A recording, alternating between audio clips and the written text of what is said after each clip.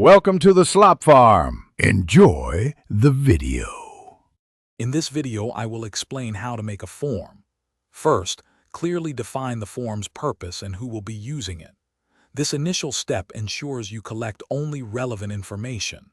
Next, select an appropriate form builder or software that fits your needs, whether it's for simple surveys or complex data entry. Finally, list all the specific data points you need to gather, preparing for the design phase. Now let's focus on the essential components. Every input field needs a clear, concise label so users understand what to enter. Employ a variety of field types, such as text boxes for names, drop-downs for selections, and checkboxes for multiple choices, to enhance usability. Crucially, implement validation rules to ensure data is entered correctly, like requiring a 10-digit phone number or a valid email format. Designing for a smooth user experience is vital. Group related fields into logical sections, perhaps using headings, to make the form less overwhelming. Offer clear instructions where needed and provide constructive error messages that guide users to correct mistakes.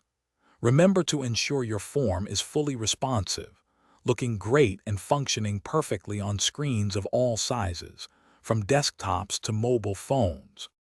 The final, crucial step is rigorous testing.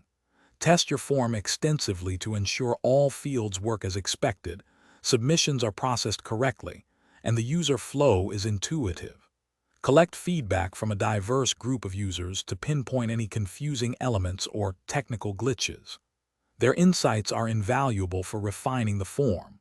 Also, be sure to check the description for a link to the Echo Dot smart speaker and other great deals. Continuous optimization based on this feedback will significantly improve your form's effectiveness.